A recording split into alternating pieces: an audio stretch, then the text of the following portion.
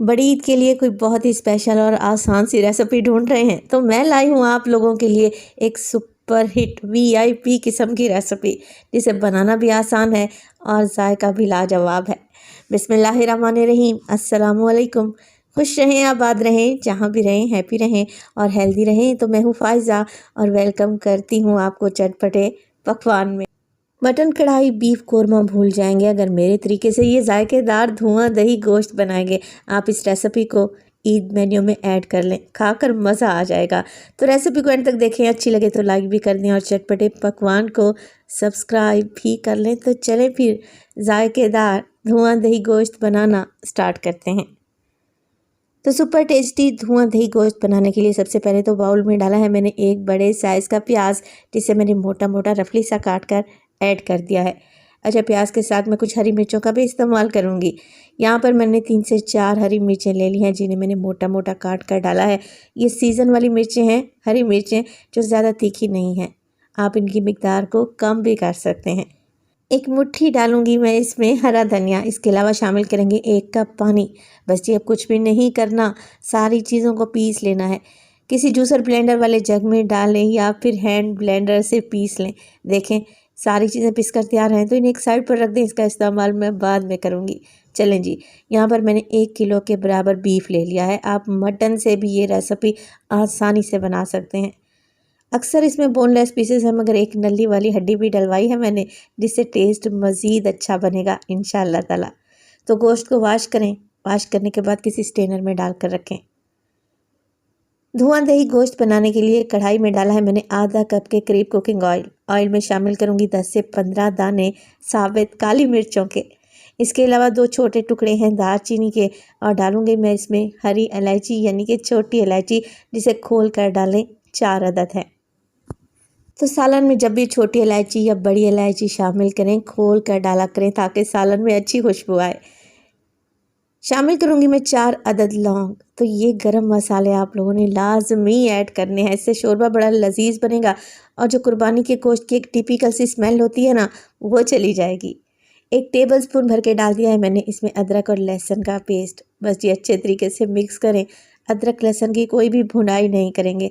तो इस मज़ेदार से धुआं दही गोश्त में भुनाई शुनाई का भी कोई चक्कर नहीं है, मिनटों में बनकर तैयार हो जाएगी ये रेसिपी। तो मैंने अदरक लहसुन को बस हल्का सा मिक्स ही किया है। अब मैं डाल दूंगी मैं इसमें बीफ। अच्छा, बीफ को मिक्स करें, बीफ का कलर चेंज होने तक इसकी भुनाई करेंगे। साथ के साथ अदरक लहसुन भी अच्छे तरीके से भुन जाएगा, कच्ची स्मेल दूर हो जाएगी। तो बस मिक्स कर लेते हैं। ईद के लिए आप डिफरेंट तरह के खाने बनाते हैं, एक दफ़ा मेरे कहने पर ये मज़ेदार सा धुआं दही गोश्त बना कर देखें, खाकर मज़ा आ जाएगा।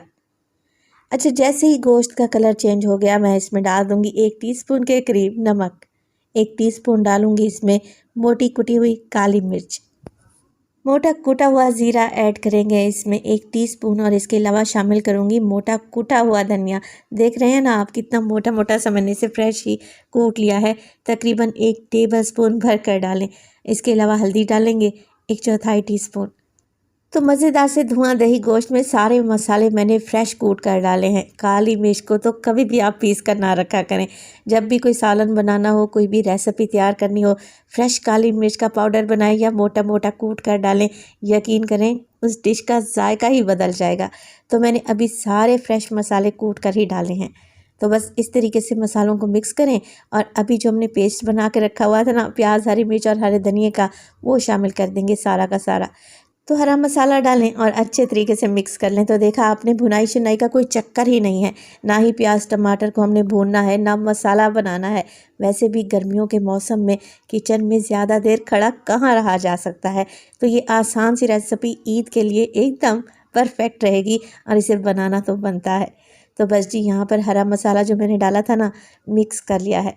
मिक्स करने के बाद कुछ भी नहीं करेंगे, कवर लगाकर 10 मिनट के लिए बीफ को पकने के लिए छोड़ दूँगी। इस मसाले का कच्चापन भी चला जाएगा और ऑयल भी ऊपर आ जाएगा। तकरीबन लो टू मीडियम फ्लेम पे 10 मिनट पकने के बाद अब आप लोग बीफ की ज़रा शक्ल चेक करें। अभी से लग रहा है ना टेस्टी, बस जी ऑयल ऊपर आ चुका है, मसाला अच्छे तरीके से भुन चुका है। अब मैं इसमें डालूंगी पानी। अगर तो आप प्रेशर कुकर का इस्तेमाल कर रहे हैं तो वेल एंड गुड है, क्योंकि बीफ जल्दी से गल कर तैयार हो जाएगा। और अगर मेरी तरह पतीली में बना रहे हैं तो 2 से 3 कप पानी डालें और 40 से 45 मिनट के लिए पका लें, जब तक बीफ अच्छे तरीके से गल नहीं जाता। प्रेशर कुकर में आपको 20 से 25 मिनट ही लगेंगे मैक्सिमम। तो मैं कवर लगा दूंगी और 40 से 45 मिनट के लिए पकने के लिए छोड़ दूंगी। वैसे डेली रूटीन में मैं खाना प्रेशर कुकर में ही बनाती हूँ, आप लोगों की आसानी के लिए पतीली में बना रही हूँ।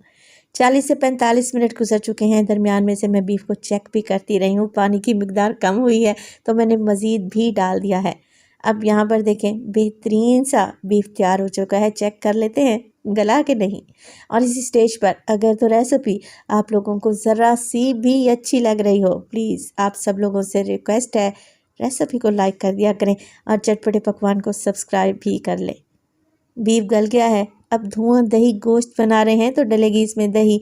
1 कप के बराबर अच्छे तरीके से फेंट कर डाल दें। धुआं दही गोश्त में पुदीने का इस्तेमाल होता है, तो 2 टेबलस्पून के करीब फ्रेश पुदीने के पत्ते मैंने डाल दिए हैं, दही के साथ ही ऐड कर दिए हैं।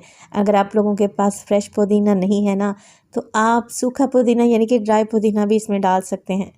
मिक्स करें और इसमें डालेंगे हरी मिर्चें, जिसे मैंने 2 हिस्सों में कट कर लिया है। अच्छे तरीके से भून लें ताकि दही का कच्चापन भी चला जाए और ऑयल भी ऊपर आ जाए। तो बेहतरीन सा हमारा धुआं दही गोश्त तैयार है। इतनी आसान सी रेसिपी, वो भी घर के मिर्च मसालों से, और वो भी बिना किसी मेहनत के। तो रेसिपी को एक दफ़ा ट्राई करना तो बनता है। तो जैसे ही ऑयल हल्का हल्का सा ऊपर नज़र आने लगे और दही का कच्चापन चला जाए, अब हम यहाँ पर धुआं दही गोश्त बनाने के लिए धुआं लगाएंगे, यानी कि स्मोक देंगे। तो कोयला तो मैंने पहले ही गर्म करने रख दिया था। एक कटोरी में जलता हुआ कोयला रखें, उसके ऊपर घी या ऑयल डालें। 1 से 2 ड्रॉप ही डालने हैं। फ़ौरन से कवर लगा दें और 5 मिनट तक ढक कर पकाएं। फ्लेम को मैंने ऑफ़ कर रखा है। अच्छा सा स्मोकी टेस्ट आ जाएगा, बेहतरीन जायका बनेगा। रेसिपी को बनाएं तो अपना फीडबैक लाजमी दीजिएगा। तो माशाल्लाह से बेहतरीन धुआं दही गोश्त तैयार है। लग रहा है ना टेस्टी। एक मुनासिब ग्रेवी के साथ आप इसे बनाएंगे ना, तो रोटी चपाती के साथ या फिर खमीरी रोटी नान के साथ सर्व करें, खाकर मज़ा आ जाएगा। रेसिपी बनाएं, अपना फीडबैक दें। आपको ये रेसिपी इतनी पसंद आएगी कि आप इसे बार बार बनाएंगे। तो देखें, लग रही है ना टेस्टी। प्याज के लच्छों के साथ सर्व करें।